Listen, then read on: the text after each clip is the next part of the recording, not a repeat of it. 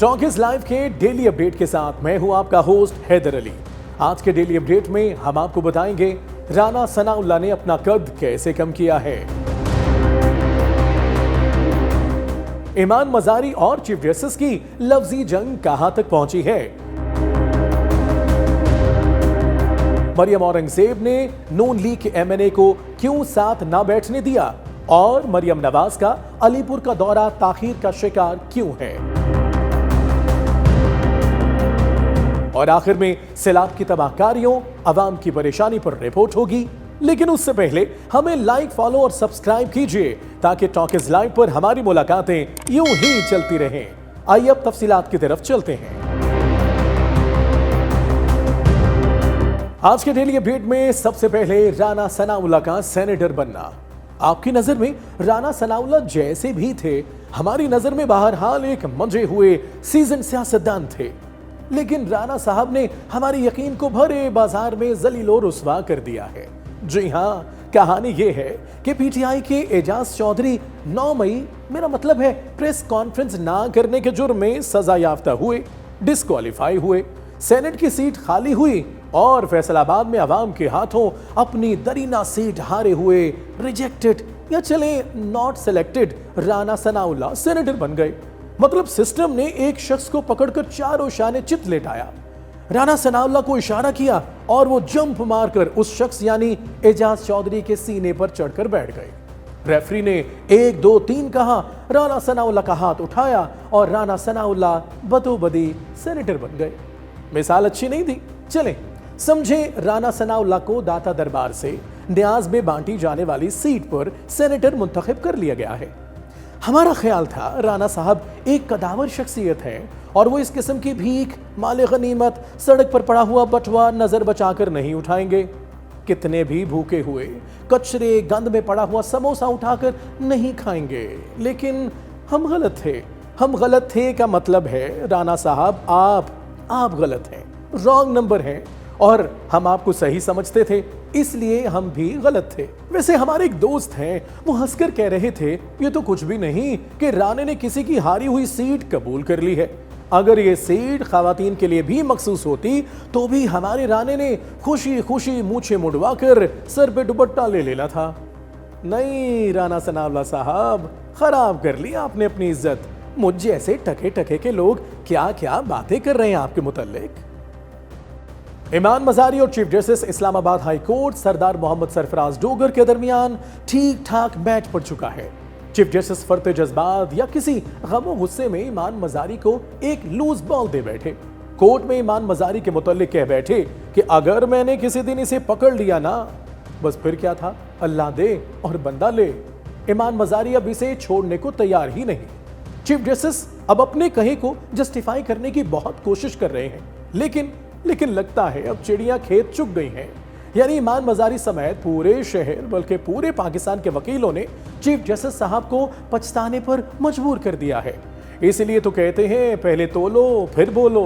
चाहे आप chief justice ही क्यों ना हो, बल्कि चीफ जस्टिस हो तो फिर तो और भी सोच समझकर जबान खोलें।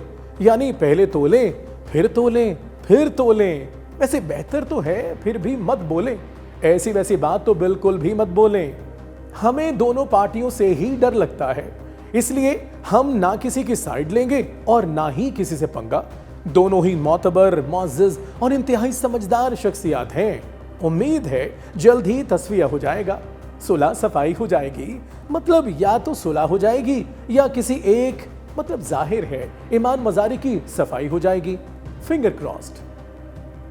पंजाब भर में सैलाब की शदीद तरीन तबाहकारियों का एक शिकार अलीपुर भी है। अलीपुर वो जगह है जहां पंजाब के 5 दरिया पंजनत के मकाम पर आकर मिलते हैं।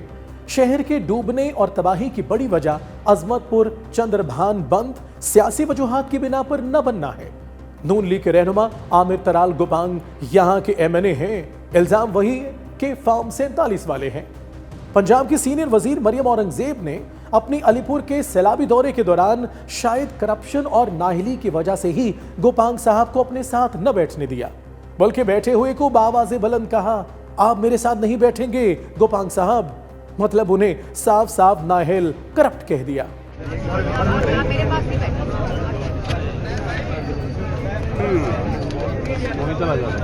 गोपांग साहब ने सुना और खामोशी से उठकर चल दिए। आफत ज़दा करार मैंने दे दिए और तमाम जो एक मिनट बेटा एक सेकंड का ताली कोई ना बचाए, ताली ना बचाओ यार। किसी बात पर कोई ताली ना बचाए, ताली बजाने का वक्त नहीं है। अलीपुर के खराब हालात पूरे मीडिया पर नशर हो रहे हैं। वजीर आला जल्द से जल्द अलीपुर के उफ्कार ज़दा शहर का दौरा करना चाहती हैं, लेकिन खबर है इलाके और रिलीफ कैंपों की तैयारी, आराइशो ताज़ीम, सड़कों की आर्जी तामीर वगैरह में वक्त लग रहा है। इसलिए इंतजामिया ने वजीर आला को अपना दौरा 24 से 48 घंटे के लिए मौखर करने की दरख्वास्त की है। उम्मीद है अलीपुर की सफाई सुथराई, सैलाब जदगान की नहलाई धुलाई और एशियाई खुरनोश के लिए लिफाफों की छपाई का काम आजकल में मुकम्मल हो जाएगा और वजीर आला जल्द ही अपनी तबाहाल अवाम के बीच अलीपुर में होंगी। और अब आखिर में सैलाब की तबाहकारियों और अवाम की परेशानियों पर यह रिपोर्ट।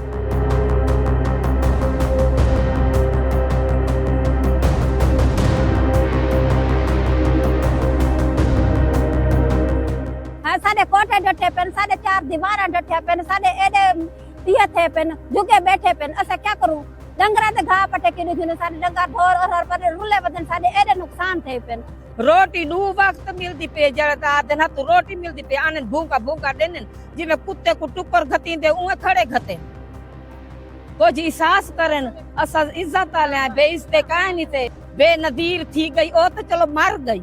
पई पई वदिए था एक निवाज शरीफ दी मरियम निवाद मरी पई पई जा वदिए इतनिया दी टांग त्रुटी पई है उदी हैं इते नहीं आ सकदी। साडे बाला को लेके उदी धी का नहीं साडे धिया को लेके असा हुन इथा कर मुंह भरू आपनी थी क्वेश्चन है ते चाहे तो पता लगे उको क्या कुछ गरीबा दा है आवे फेरा त मारे अके जहाज दे उड़दी वदिए क्यों भाई तले नहीं आ सकदी। मल्ले की उठाई खड़न थे, पटवारी साहब की उठाई खड़न थे, जी में वो मल्ले जी में वो आदन पटवारी हुए मने थे।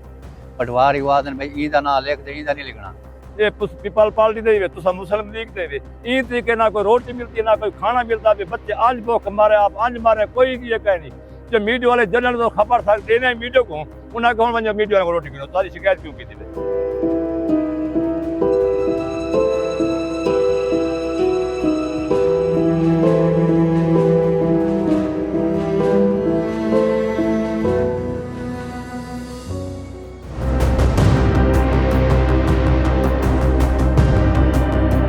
Talk is live, like share subscribe कीजिए क्योंकि सच वही जो हम बोले।